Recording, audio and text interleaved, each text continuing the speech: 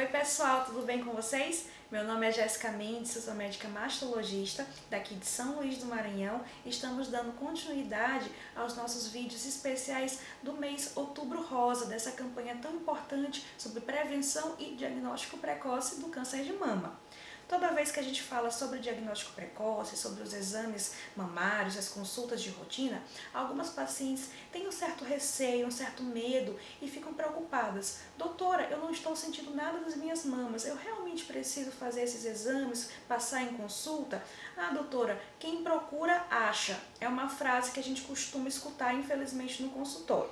Então, eu gosto de explicar para essas pacientes que quem procura, de fato, acha, mas acha precocemente, tendo a oportunidade de se submeter a um tratamento em um período mais oportuno, inclusive um tratamento menos agressivo. Então, quem procura acha, mas quem acha tem a chance muito maior de ter uma cura, a cura do câncer de mama. Então, esse é o pensamento que deve nos guiar durante não só o mês de outubro, mas durante todo o ano, e não só em relação às mamas, mas em relação a todo o nosso cuidado com a saúde, que é um cuidado que deve ser contínuo e não apenas nesses meses especiais de campanhas ao longo do ano.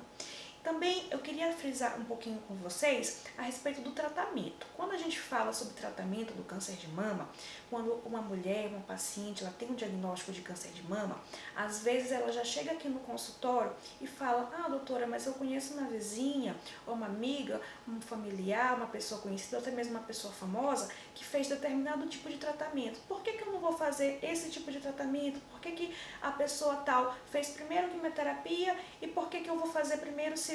Não teria que ser a mesma coisa? Por que a pessoa tal está tomando um tipo de medicação específica e eu estou tomando um outro tipo de medicação? Por que a cirurgia dessa outra pessoa foi um tipo e a minha cirurgia será outro tipo? Então, o tratamento do câncer de mama, ele não é uma receita de bolo, é algo individualizado. Então, cada tipo de câncer de mama, cada subtipo, ele tem um tipo de tratamento específico. Então, de forma geral, a gente fala o câncer de mama como sendo uma doença única, mas na verdade ela é uma doença múltipla. Temos diversos tipos e subtipos de câncer de mama. Então, quando a gente tem o diagnóstico do câncer de mama, geralmente um dos primeiros exames a ser feito é o exame chamado biópsia e o exame anatomopatológico, que vai trazer para a gente o primeiro tipo dessa doença. Geralmente nós temos também a complementação com um exame chamado imunohistoquímica. Essa imunohistoquímica vai trazer para a gente o subtipo molecular, o perfil molecular, que de forma geral e de forma resumida nós temos os subtipos luminal A, luminal B, luminal híbrido, o tipo HER2 puro, superexpresso e o tipo triplo negativo, que a priori podem parecer nomenclaturas um pouco difíceis para quem nunca teve acesso a essas palavras, mas que com certeza para quem já teve contato com alguém que teve o diagnóstico do câncer de mama, vai entender um pouco melhor sobre esses subtipos. Isso significa dizer, na prática, que cada um desses subtipos tem um tratamento preferencial, algumas medicações específicas. Então, por isso que às vezes é melhor começar o tratamento primeiro com a quimioterapia, para só depois fazer a cirurgia. Ou então, às vezes, por exemplo, um subtipo luminal A é um subtipo que de forma geral pode não responder tão bem à quimioterapia, então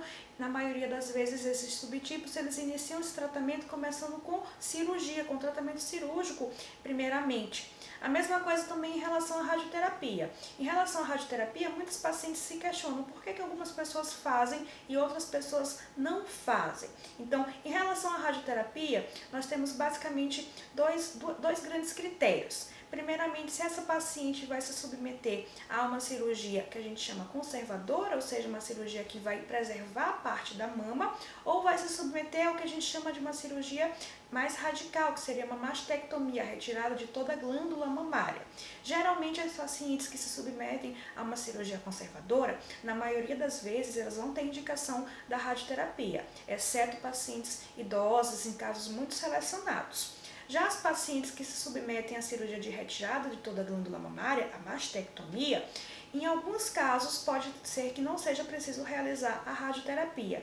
Além dessa questão do tipo de cirurgia em si, o tipo do tumor, o grau desse tumor, a extensão desse tumor, o tamanho desse tumor, a idade dessa paciente e outras possíveis comorbidades que ela tenha, seriam critérios que nos ajudariam a escolher e a decidir em conjunto com os outros profissionais se essa paciente teria indicação desse tipo de tratamento.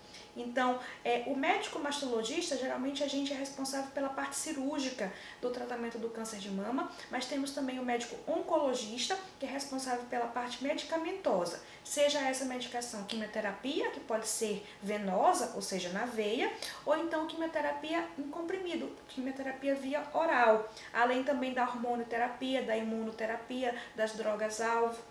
E também temos o médico radioterapeuta, que é o médico responsável pela avaliação, indicação e acompanhamento do tratamento de radioterapia. Então, além desses profissionais, temos diversos outros profissionais envolvidos no tratamento, no acompanhamento do câncer de mama, como, por exemplo, nutricionista, psicólogo, nutrólogo, psiquiatra, fisiatra, fisioterapeuta, enfermeiro, técnico de enfermagem e diversos outros profissionais que são fundamentais para que o tratamento do câncer de mama seja algo efetivo e bem indicado para cada paciente. Cada paciente tem que ser vista de maneira individualizada. Essa é a grande mensagem que eu gostaria de falar para vocês, para que não comparem os tratamentos de uma pessoa com os de outra pessoa, porque pode ser algo completamente diferente, mas isso não significa dizer que um esteja errado e o outro esteja certo. Um foi melhor indicado conforme o subtipo, o tipo de cada câncer de mama de cada pessoa. É uma grande mensagem que eu gostaria de falar para vocês. Outro ponto também muito importante, pegando um pouco esse gancho sobre a campanha Outubro Rosa, quando a gente fala de um câncer de mama em um diagnóstico inicial, um tumor inicial, um tumor pequeno, a gente fala de possivelmente a necessidade de um tratamento menos agressivo. Então, nem todo câncer de mama vai precisar passar por algumas etapas um pouco traumáticas para os pacientes, como por exemplo a queda do cabelo decorrente de alguns tipos de quimioterapia, que é algo muito marcante, muito emblemático para os pacientes. Então, alguns cânceres de mama de modo inicial, pode ser que não precise desse tratamento. E é justamente nesse estágio da doença que a gente quer fazer o diagnóstico, por isso que a gente bate na tecla de façam seus exames mamários anualmente, mesmo sem sentir nada, porque se tiver algo que a gente consiga descobrir essa alteração no início. Então, espero que tenham gostado do recado, que tenham conhecido um pouquinho mais desse grande universo que é o tratamento do câncer de mama, que é algo realmente muito amplo, mas teremos a oportunidade de conversar muito mais a respeito. Tchau, tchau, pessoal!